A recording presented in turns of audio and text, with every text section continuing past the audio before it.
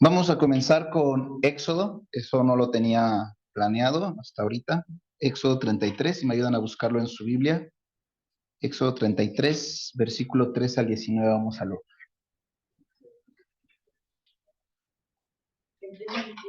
Del 13 al 19.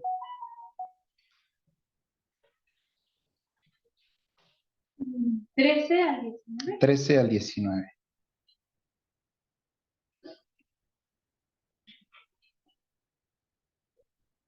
¿Ya todos lo encontraron? Sí. Lo voy a leer y ustedes me van a seguir con su vista. Dice de la siguiente forma la palabra de Dios. Ahora pues, dice Moisés a Jehová, si he hallado gracia en tus ojos, te ruego que me muestres ahora tu camino para que te conozca y halle gracia en tus ojos. Mira que esta gente es pueblo tuyo. Y él le dijo, mi presencia irá contigo y te daré descanso. Moisés respondió, si tu presencia no ha de ir conmigo, no nos saques de aquí. ¿Y en qué se conocerá aquí que he hallado gracia en tus ojos, yo y tu pueblo, sino en que tú andes con nosotros y que yo y tu pueblo seamos apartados de todos los pueblos que están sobre la faz de la tierra? Y Jehová dijo a Moisés, también haré esto que has dicho, por cuanto has hallado gracia en mis ojos y te he conocido por tu nombre. Él entonces dijo, te ruego que me muestres tu gloria. Y le respondió, yo haré pasar todo mi bien delante de tu rostro y proclamaré el nombre de Jehová delante de ti y tendré misericordia del que tendré misericordia y seré clemente para con el que seré clemente.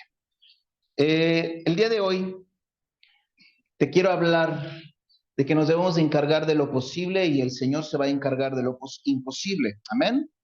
Y para esto vamos a ir al libro de Jueces, capítulo 7, versículo 2. Dice la palabra del Señor de la siguiente forma. Y Jehová dijo a Gedeón, el pueblo que está contigo es mucho para que yo entregue a los madianitas en su mano. No sea que se alabe Israel contra mí, diciendo, mi mano me ha salvado. Ahora pues, haz pregonar en oídos del pueblo, diciendo, quien tema y se estremezca, madrugue y devuélvase desde el monte de Galaad, y se devolvieron de los del pueblo 22,000 y quedaron 10,000. Y Jehová dijo a Gedeón, aún es mucho el pueblo, llévalos a las aguas y allí te los probaré, y del que yo te diga, vaya este contigo, irá contigo, mas de cualquiera que yo te diga, este no vaya contigo, el tal no irá. Entonces llevó el pueblo a las aguas, y Jehová dijo a Gedeón, cualquiera que lamiere las aguas con su lengua, como lame el perro, a aquel pondrás aparte. Asimismo, a aquel que se doblare sobre sus rodillas para beber, y fue el número de los que lamieron llevando el agua con la mano a su boca, 300 hombres, y todo el resto del pueblo se dobló sobre sus rodillas para beber las aguas. Versículo 7, entonces Jehová dijo a Gedeón, con estos 300 hombres que lamieron el agua os salvaré, y entregaré a los madianitas en tus manos, y váyase toda la demás gente, cada uno a su lugar. Y habiendo tomado provisiones para el pueblo y sus trompetas, envió a todos los israelitas, cada uno a su tienda, y retuvo a aquellos 300 hombres y tenía el campamento de Madián abajo en el valle. Aconteció que aquella noche Jehová le dijo, levántate y descienda al campamento porque yo lo he entregado en tus manos. Y si tienes temor de descender, baja tú con fura tu criado al campamento y oirás lo que hablan y entonces tus manos se esforzarán y descenderás al campamento. Y él descendió con fura su criado hasta los puestos avanzados de la gente armada que estaba en el campamento. Nos vamos a saltar al Jueces capítulo 8, versículo 10. Y Seba y Salmuna estaban en Carcor, y con ellos su ejército como de 15,000 hombres, todos los que habían quedado de todo el ejército de los hijos del oriente, pues habían caído 120,000 hombres que sacaban espada. Aquí la palabra del Señor nos habla acerca de Gedeón. Realmente Gedeón es un hombre que posteriormente Dios escoge para volver a, a, a, a rescatar, a ayudar al pueblo de Israel. Una vez que ya el pueblo de Israel había sido sacado de las manos de los egipcios a través de Moisés, una vez que ya Dios había mandado a la tierra de Israel, a la tierra prometida con Josué, es sorprendente ver cómo en el libro de Jueces nos podemos encontrar cómo el pueblo de Israel, a pesar de ver la mano de Dios, se aparta, vuelve a pecar, vuelve a meterse con Baal, ¿sí? con el Dios de Baal, y Dios vuelve a sacarlos una y otra vez, les da, a través de su misericordia, a través de su amor, vuelve a escoger hombres para sacarlos y ganar batallas. En este caso, estaban esclavizados por los madianitas, estaban gobernados por los madianitas, y Dios escoge a Gedeón para poder volverlos a dar esta libertad. Ahora, yo les estoy leyendo el libro de Jueces, capítulo 8, porque yo me puse a investigar y dije, bueno, Dios escoge solamente a 300 miembros del pueblo de Israel para pelear, ¿no? Eran 20, ¿qué? 22,000. Ajá, eran 22,000 los que había para pelear contra los madianitas, pero Dios le dice a Gedeón, son muchos, no vaya a ser que ustedes vayan a glorificarse por la cantidad y porque son muy buenos, entonces necesito que por favor aquellos que tengan temor, despídelos, ¿sí? Y aquellos que laman el agua, que beban el agua como lame los perros el agua, con esos te vas a quedar. Y realmente yo me puse a pensar, bueno, escogió a 300 hombres y te acuerdas de la película de 300, no sé si por ahí alguien la vio. Obviamente eso no es verídico, ¿sí? Solamente es una historia de ciencia ficción, pero realmente yo me puse a pensar, bueno, son 300, pero ¿contra cuántos, no? E investigué en internet y le puse ahí en la Biblia cuántos madianitas eran con los que tenía que pelear el pueblo de Israel, y dice 135,000, ¿sabe? Pero ¿dónde? Dime en la Biblia dónde viene, ¿no? Porque, o sea, me dice 135,000, pero ¿dónde viene en la Biblia? Y ya fue donde llegué a Jueces capítulo 8, y aquí dan los 135,000. Son los 15,000 que quedaron, más los 120,000 hombres caídos. Fueron 135,000 hombres que fueron los que pelearon contra 300 hombres. Y es aquí esperanza de vida, donde tú y yo podemos realmente decir, la gloria y la honra es para el Señor. Literal. Obviamente en el libro de Jueces, capítulo 7, te das cuenta cómo entre los mismos madianitas, porque hay una parte interesante, no sé si prestaste atención, hay una parte donde dice que solamente llevaban su tea, una vasija de barro y una trompeta. Era lo único que llevaba el pueblo de Israel. No llevaban espadas, ¿sí? Y dice la palabra del Señor que los madianitas se mataban entre sí. ¿Sí? En el momento en el que empezaron a tocar las trompetas, cuando rompieron las vasijas de barro y sacaron las teas, los madianitas se empezaron a matar entre sí. ¿Sí? El pueblo de Israel no hizo nada. Bueno, hizo la parte correspondiente. Dios se encargó de la cuestión imposible para el hombre. ¿Sí? Y realmente aquí yo me doy cuenta de cómo el favor de Dios estuvo con ellos, el poder de Dios estuvo con ellos, ¿sí? Y entonces ahí donde yo voy a poder repetir la frase de la película de 300, ¿no? Y sabrán que 300 hombres que estaban con el Señor vencieron a un pueblo de 135,000. Cosa imposible para el hombre, pero totalmente posible para el Señor. Entonces, ahorita no somos los 22,000, somos solamente 300, pero vamos a ganar esta batalla en el nombre de Cristo Jesús. Por eso empezamos con Génesis 33, donde Moisés le dice, Señor, si tu presencia no ha de ir con nosotros, no nos muevas de aquí. Yo hablaba con ustedes el domingo pasado, o hace 15 días, yo les decía, la iglesia necesita transicionar. Sí, si vamos a transicionar nada más con 300 hombres en vez de los 22,000, pero si la presencia de Dios va a ir con nosotros, lo vamos a hacer porque sabremos que Dios está con nosotros. No vamos a movernos por lo que nuestros ojos ven, sino por la instrucción que el Señor ponga en el corazón de esperanza de vida, ¿sí? Que no sea una decisión de hombre, no sea una decisión mía, que no sea una decisión de la iglesia, sino sea una decisión de parte de Dios. Nos vamos a ir a Jueces 6, versículo 12. Dice, y el ángel de Jehová se le apareció. ¿Quién habíamos dicho que era el ángel de Jehová? Jesús.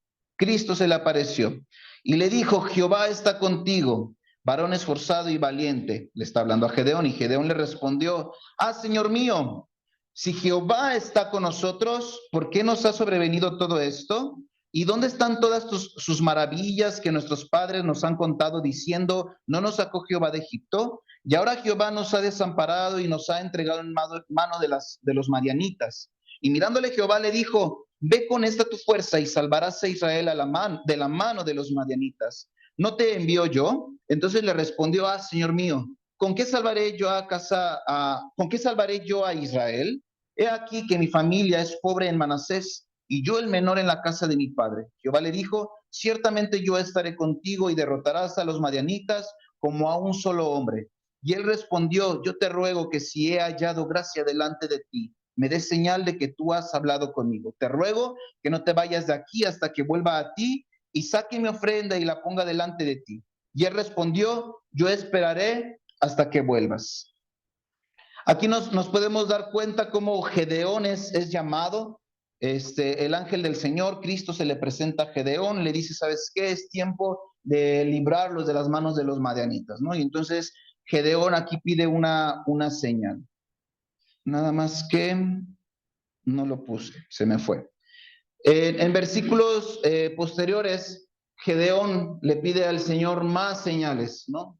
Dice que va a poner una tipo alfombra, ¿sí? Y le dice, ¿sabes qué? Nada más como señal, permite que todo se moje, excepto la alfombra, ¿no? Y el Señor así lo hace, pero Gedeón sigue con su duda y le dice, ¿sabes qué? Ahora vamos a hacer lo contrario, que se moje nada más la alfombra o el tapete y todo lo demás que esté seco, ¿no? Y así el Señor lo muestra.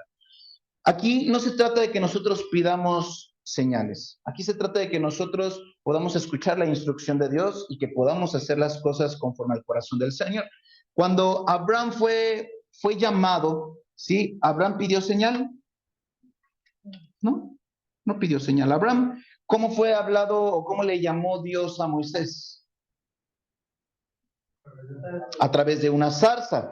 Y lo único que Moisés pone como de barrera, como de excusa, impedimento es, Señor, soy tardo para el habla. Además, ¿cómo voy a llegar con ellos? ¿Qué les diré? ¿Que me envió quién? Y dice, bueno, diles que te envió el que soy, ¿sí? Y bueno, no te preocupes, irá también Aarón tu hermano, ¿sí? Y todo lo que yo te hable, tú se lo comentarás a él y él se lo tendrá que decir al faraón. Y así fue. Realmente aquí el Señor manifiesta siempre su mano, pero debe de haber un pueblo dispuesto, debe de haber un pueblo que esté listo para hacer las cosas que el Señor solicita. Entonces, nos vamos a ir a estos siguientes puntos de esperanza de vida. Aquí sí voy a pedir que me ayudes a buscarlos, ¿sí? Porque hay un primer punto. Antes de nosotros hacer las cosas, tenemos que buscar a Dios. Posteriormente de buscar a Dios, tenemos que escuchar la voz de Dios. Posteriormente, una vez que hayamos escuchado la voz de Dios, tenemos que discernir el origen de la voz. ¿Sí? ¿Por qué? Porque también el diablo habla y nosotros tenemos que discernir que sea voz totalmente del Señor. Posteriormente, tenemos que esforzarnos y ser valientes, hacer lo que está en nuestras manos. Y en el último punto le puse que tenemos que maravillarnos de las cosas que Dios va a hacer con sus manos. Entonces vamos a ir a Jeremías 33:3. Yo sé que alguien ya se lo debe de saber, de todos modos si lo pueden buscar para corroborar el versículo. ¿Quién lo tiene que me pueda ayudar a leerlo? Clama a mí y te responderé y te daré a conocer cosas grandes y ocultas que tú no sabes. Exactamente. Dice, clama a mí y yo te responderé. El primer punto que tenemos que hacer tú y yo como iglesia es buscar a Dios, clamar a Dios. Pero lo más importante de Jeremías 33:3 no es solamente el clamor que tú y yo hagamos, sino el que a través del clamor el Señor siempre responde. Lo que sucede es que muchas veces clamamos, pero no damos tiempo al Señor para responder. ¿Sí? Queremos solamente nosotros llevarnos toda la conversación, el protagonismo de la conversación, pero no damos tiempo a que el Señor también pueda hablar. Es importante que cuando tú y yo oremos, demos un tiempo para escuchar la voz del Señor. Amén. En algún momento ya habíamos hablado cómo nosotros podemos escuchar la voz de Dios y entre una de esas partes es la palabra de Dios, que es la Biblia, entre otras está nuestra conciencia, que Dios habla a través de nuestra mente y no son pensamientos de mal, sino son pensamientos de bien, ¿sí? A través de predicaciones, a través de alabanzas, es la forma en la que Dios nos puede hablar, pero es ahí donde viene el segundo punto, Santiago 1:22, ¿alguien me puede ayudar a leerlo? Pero ser hacedores de la palabra y no tan solamente oidores, engañándoos a vosotros mismos. Ok, aquí está hablando de la palabra de Dios. Para que tú y yo podamos tener este discernimiento de escuchar la voz de Dios en nuestra conciencia, esperanza de vida, es importante que conozcamos la palabra de Dios primero. ¿Sí? Porque si no leemos la palabra de Dios y creemos que Dios ya nos está hablando en nuestra conciencia, es probable que estemos tomando malas decisiones y es probable que el diablo nos pueda engañar. El diablo conoce bien la palabra de Dios. ¿Todos estamos de acuerdo? Sí. Entonces, el diablo fácilmente nos puede engañar con promesas que vayan en contra de otros principios, ¿sí? Cuando se presenta el diablo delante de Jesús, le dice, vamos, arrójate, ¿no? Al final el Señor mandará a sus ángeles para que tu pie no tropiece. Y el Señor Jesucristo, ¿qué le dice? No tentarás al Señor tu Dios, ¿sí? Entonces, es importante que tú y yo escudriñemos la palabra de Dios, que estudiemos la palabra de Dios, para que nosotros sepamos escuchar la voz de Dios y no nos vaya a querer confundir el diablo y no vayamos a tomar nosotros decisiones en nuestra propia conciencia o por una emoción. Es importante siempre tener un cimiento bíblico para podernos mover correctamente. Juan 10:27. Mis ovejas oyen mi voz, yo las conozco y me siguen. Dice, mis ovejas oyen mi voz. Mis ovejas oyen mi voz. Pero ¿cómo sabremos si es la voz de nuestro pastor si no estamos dentro del rebaño? ¿Cómo sabremos que es la voz de Dios si no escuchamos, si no leemos la palabra de Dios? Es aquí donde vuelvo a mi disco rayado de cada domingo, de cada enseñanza, donde yo te digo, debes de leer la Biblia. Si tú y yo no leemos la Biblia, entonces, ¿quién es el que dirige nuestros pasos? No podemos decir, Señor, es que yo creí que esto estaba correcto. Señor, es que yo pensé que lo que yo estaba haciendo estaba bien. Porque entonces el Señor nos va a reclamar, nos va a decir, te di un manuscrito, te di una palabra, te di una Biblia, donde tú podías leer las instrucciones para caminar sobre la senda correcta. Josué 1:9, ¿qué dice? Dice, mira que te mando que te esfuerces y seas valiente, no temas ni desmayes, porque Jehová tu Dios estará contigo en donde quiera que vayas. Dice, Jehová tu Dios estará contigo donde quiera que tú vayas, pero esfuérzate y sé valiente. Cuando Dios da una instrucción, esperanza de vida, siempre nos va a sacar de nuestro confort. Siempre. El que tú y yo tengamos que transicionar de un lugar seguro a un lugar donde se tenga que pagar una renta, a un lugar donde tengamos que hacer limpieza, a un lugar donde se tengan que lavar baños, ¿sí? Eso nos saca totalmente de nuestro confort. Pero tú y yo tenemos que transicionar. Tú y yo tenemos que salir de nuestro confort. ¿Tú crees que para Moisés fue muy agradable salir de su confort cuando él ya estaba dentro de un reinado llamado egipcio? No. No. ¿Tú crees que para Josué fue fácil tener que enfrentarse contra el pueblo de Canaán? No. ¿Tú crees que fue fácil para Moisés tener que seguir las instrucciones de Dios cuando un pueblo de Israel estaba tras de él reclamándole? No es fácil.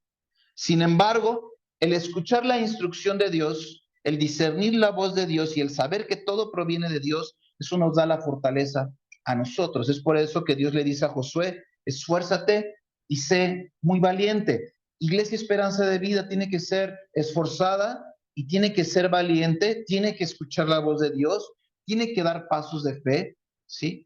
Y estos pasos, porque, bueno, platicábamos con mi esposa y antes de dar este aviso a la iglesia, yo lo platiqué con ella y yo le decía, es tiempo de que la iglesia tenga que buscar un lugar, ¿no?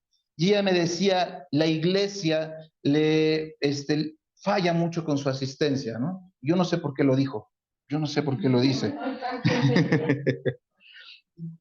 Me dice, ¿cómo nos vamos a echar un compromiso? Dice, yo sé que tú y yo podremos sacar adelante esto. Dice, pero ¿qué pasa con la iglesia? Bueno, hay una sencilla respuesta para esto. Número uno, es una instrucción de Dios y si es instrucción de Dios, las cosas se tienen que dar. ¿Sí? ¿Quién quiere dar este paso? No muchos, ¿sí? No muchos, porque si llegamos a conseguir un lugar, el que tiene que firmar un contrato soy yo. ¿O alguien se ofrece? No, ¿verdad? Se tiene que firmar un contrato, se tiene que dar un depósito, se tiene que comprometer a un año de renta, se tiene que pagar luz, se tiene que pagar agua. Y si la iglesia no aporta, ¿tú quién crees que va a ser el responsable de todo eso? Yo y mi esposa. ¿Sí? ¿Por qué? Porque somos los responsables. Pero es por eso que yo te leí Éxodo 33. Dice, si tu presencia no ha de ir conmigo, no nos muevas de aquí. Pero si el Señor dice, yo voy a ir contigo, ¿qué es lo que tenemos que hacer? Obedecer y confiar. ¿Sí? Porque yo estoy ahorita dentro de mi reino llamado Egipto, vamos a llamarlo así. Todos estamos muy cómodos, ¿sí? Y en algún momento ustedes me van a reclamar, oye, pero en Carl Rogers teníamos aire acondicionado. Oye, pero en Carl Rogers no pagábamos renta. Oye, en Carl Rogers no lavábamos baños. ¿Sí? Y yo espero no ser ese Moisés, ¿verdad? Pero esperanza de vida, aquí el propósito. Podemos recordar Jueces 7. El Señor dice, yo estaré contigo, ¿sí? Y lo más importante de todo es, no quiero que la iglesia se lleve la gloria. ¿Quién se va a llevar la gloria? Totalmente Dios, ¿sí? Entonces yo les decía, no importa que no haya venido toda la iglesia. Porque si yo les hubiera dicho, ¿qué creen que va a haber taquitos gratis? No, quizás se hubiera llenado la iglesia, quizá, ¿no? Desconozco los compromisos de la iglesia, ¿no? Yo creo que deben de tener alguna razón por la que no vinieron, pero aunque seamos el 50% de la congregación en este momento, esperanza de vida, si es instrucción del Señor, nosotros nos vamos a mover.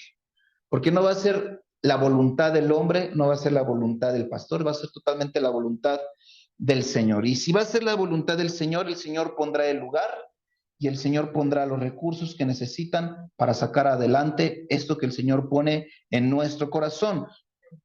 Ya lo puso el Señor en mi corazón, es lo que yo siento que es de parte de Dios, ¿sí? Y si es de parte de Dios, entonces las puertas se abren. Si no es de parte de Dios, seguiremos aquí disfrutando de un aire acondicionado y que nos sigan haciendo la limpieza. Ya solamente nosotros estaremos acomodando las sillas. ¿Vale? Lucas 5:5, ¿qué dice? Respondiendo Simón le dijo, Maestro, toda la noche hemos estado trabajando y nada hemos pescado, mas en tu palabra echaré la red. Fíjate, dice Pedro, en tu palabra yo echaré la red.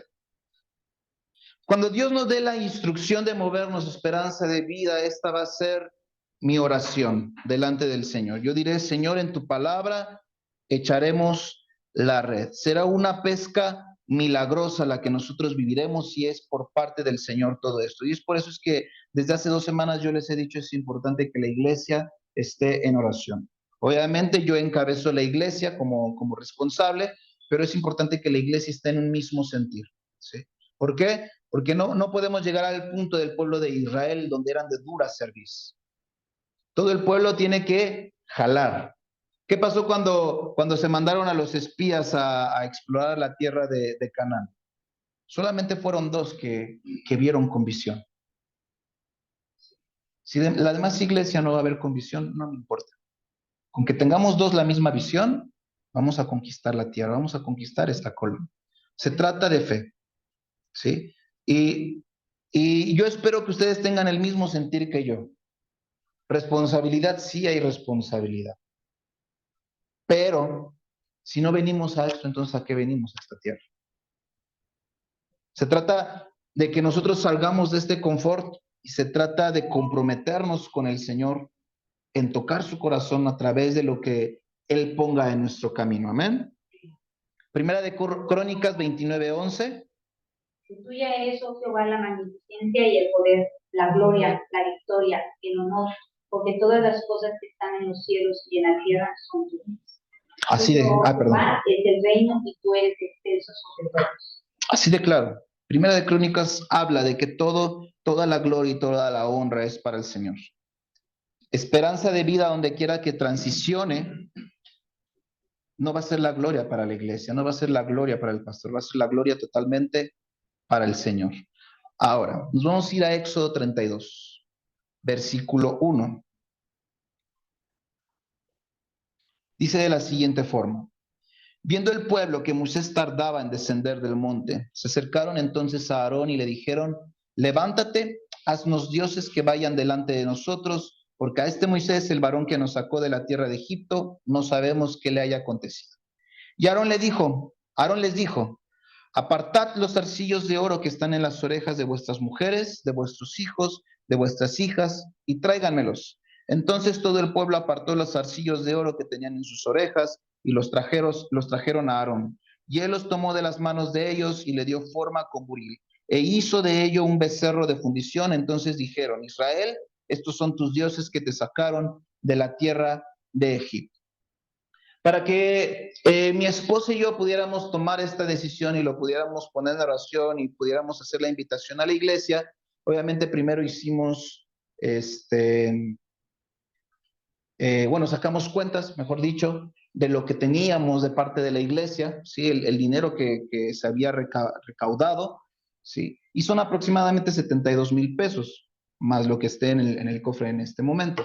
Estos 72,000 pesos obviamente se tienen que administrar para un depósito, se tienen que administrar para la renta, se tiene que administrar para comprar sillas, se tiene que administrar para lo que se tenga que comprar, ¿no? Ese es un punto que tenemos a nuestro favor. Hay dinero que está como ahorro, ¿sí? Pero obviamente los contratos que se manejan para la renta de un local son de un año, ¿sí? Esos 72,000 pesos no nos sirven para cubrir los gastos de luz, de agua, depósito, renta, más que para aproximadamente 5 meses, ¿sí? Entonces, lo que yo le estaba pidiendo a Dios es la sabiduría para hacer una invitación a la iglesia, ¿sí?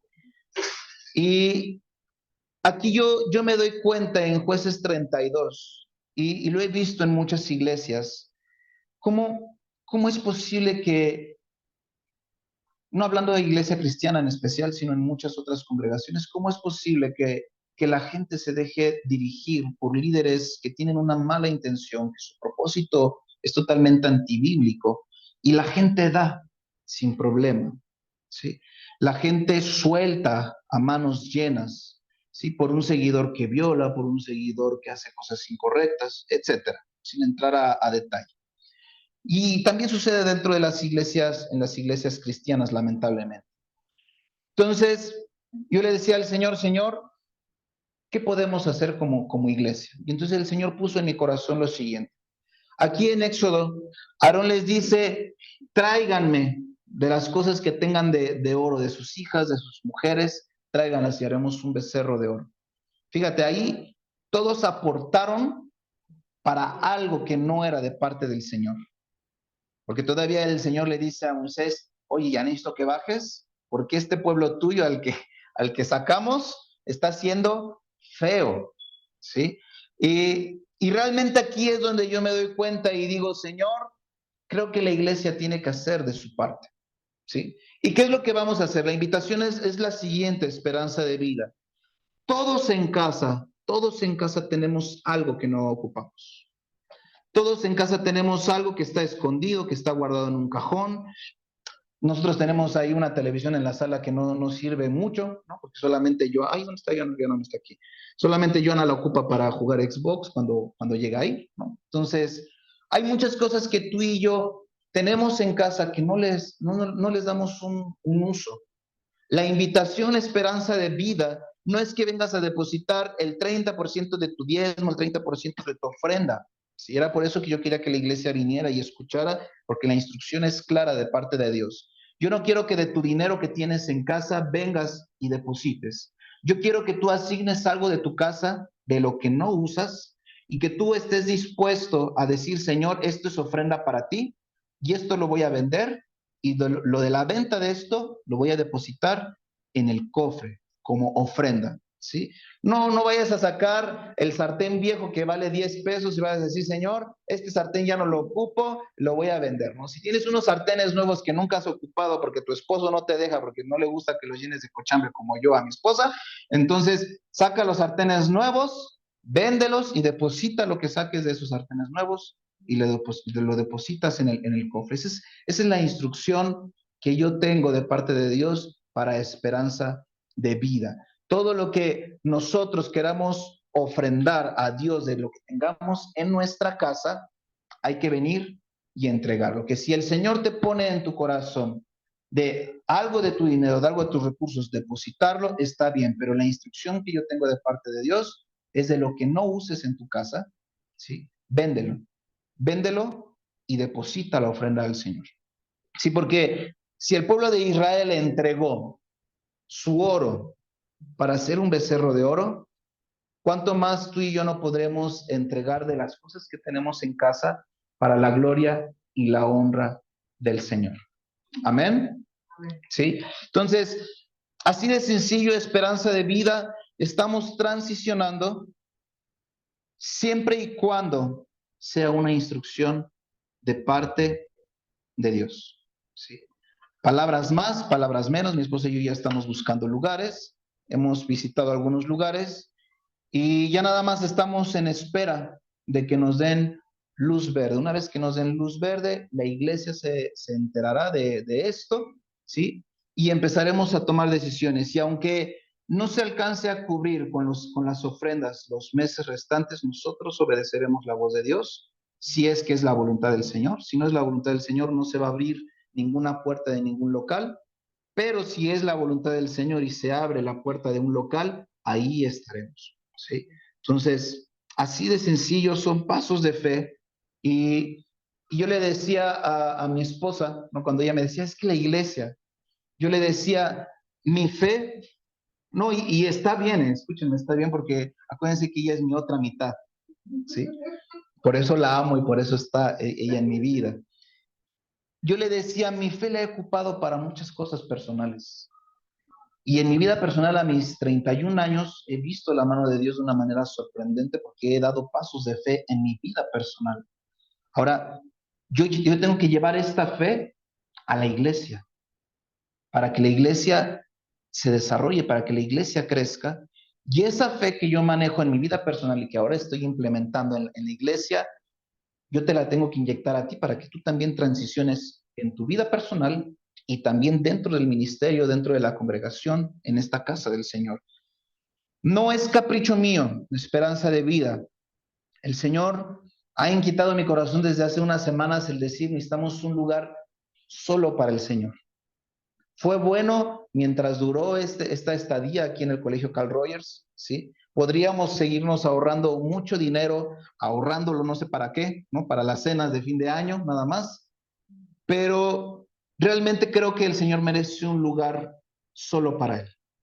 Sí que obviamente no va a ser comprado el lugar, va a ser rentado, pero va a ser un lugar donde solamente es para la congregación, para las reuniones con el Señor. Sí, no que nos reunimos aquí y sepa el Señor qué es lo que ven los niños en las computadoras, sepa cuántas palabras se dicen aquí dentro de este espacio, groserías, expresiones, etc. ¿No? Hay que buscar un lugar digno y un lugar santo para el Señor. Ese es un celo que el Señor ha puesto en mi corazón y yo quiero darle al Señor un lugar digno donde la iglesia pueda compartir su palabra. Fue bueno mientras estuvimos aquí, fue de mucha bendición porque nos permitió tener un fondo de ahorro, nos permitió alcanzar vidas en las cenas en las cenas con Jesús, pero creo que la iglesia necesita también ya transicionar, sacarnos de nuestra comodidad. ¿Sí? Creemos que si Dios nos va a mover no es para llevarnos a un desierto a dar vueltas por 40 años, sino porque nos va a llevar directamente a su propósito y a su voluntad. ¿Sí? ¿Alguien tiene alguna duda? ¿No? O sea, Sí. pero yo tengo algo, yo lo veo, o sea, no lo traigo. Eso, esperanza de vida. Esperanza de vida, no me vayan a traer sus muebles para que yo los venda, porque apenas puedo con mi vida y con mi esposa y de repente que me lleguen con todas sus cosas para yo venderlas, me dan cuello a mí solito. No, aquí el parte de la ofrenda es que tú pongas de tu esfuerzo, ¿sí? Que tú los vendas. Afortunadamente existe Marketplace, ¿no? No es publicidad, ¿no? Pero existe Facebook para que nosotros podamos vender nuestras cosas, ¿sí? Y ya nada más tú tienes que poner en oración el decir, Señor, Existe Chamilpa, existen muchos tianguis, o abres el portón de tu casa y abres un bazar, no sé, ¿sí? O si quieres empieza a venderlo aquí dentro de la congregación, oigan, voy a vender esto, ¿sí? Y se puede hacer, ¿no? Quizá lo que a ti no te sirve, otro diga, oye, esto es una ganga, lo voy a comprar y ya tú también ya hiciste tu venta y ya hiciste para lo de tu ofrenda, ¿sí? Ojo con lo que estoy diciendo, la instrucción de parte de Dios no es que saques de tu billetera, de tus ahorros, un porcentaje. Yo no estoy diciendo eso. Que si el Señor lo pone en tu corazón, es totalmente un llamado que el Señor está poniendo en tu corazón, pero no es el llamado a la congregación en general, ¿sí? La indicación es de lo que tengas en tu casa, X o Y, llámese mueble, llámese aparato electrónico, llámese joya, llámese lo que se tenga que llamar. Lo que no ocupes, que el Señor ponga en tu corazón el venderlo, ¿sí? Y el depositar lo que tengas que depositar aquí. Así de claro, ¿sí? Tú sabrás el importe, tú sabrás lo que el Señor te instruya. Yo no te voy a estar diciendo, a ver, denme la lista de lo que Dios les puso en su corazón, porque no se trata de eso. Tampoco voy a llegar y te voy a decir, mira, de manera secreta vamos a hacer un listado de cuánto podrías diezmar al mes. No. Dice que tu derecha no sepa lo que haga tu izquierda, ¿sí? Aquí solamente es una instrucción de parte de Dios. No están tampoco obligados, ¿sí? Porque tampoco se trata de decir, ay, voy a deshacerme de misterio. No. Si vas a hacer las cosas con tristeza o con obligación, esperanza de vida, y te digo de una vez, no lo hagas porque tu ofrenda no va a tener ningún valor. Sí va a tener un valor para la iglesia, pero para ti no va a tener ningún valor porque ya se está perdiendo el propósito de la ofrenda. Todo lo que nosotros hagamos lo tenemos que hacer con fe, con amor y con la intención de glorificar el nombre de Cristo. Si lo vas a hacer por obligación, esperanza de vida, de una vez yo te doy la instrucción, mejor no des nada, ¿sí? Y vente a celebrar con nosotros aún así, ¿sí? Porque para eso es la congregación. Una vez que ya tengamos el lugar determinado, el lugar asignado, se le va a dar a conocer a la congregación.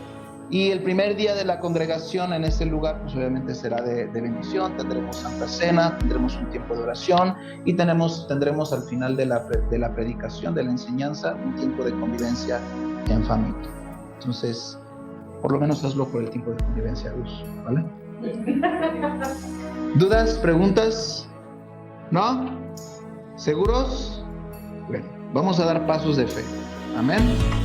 Muy bien. ¿Por qué no te pones de pie? Deseamos que la enseñanza de hoy haya sido de bendición para tu vida. Y si deseas visitarnos, nos dará gusto verte y conocerte. Nos reunimos los días miércoles a las 7 p.m. y los domingos a las 11 a.m.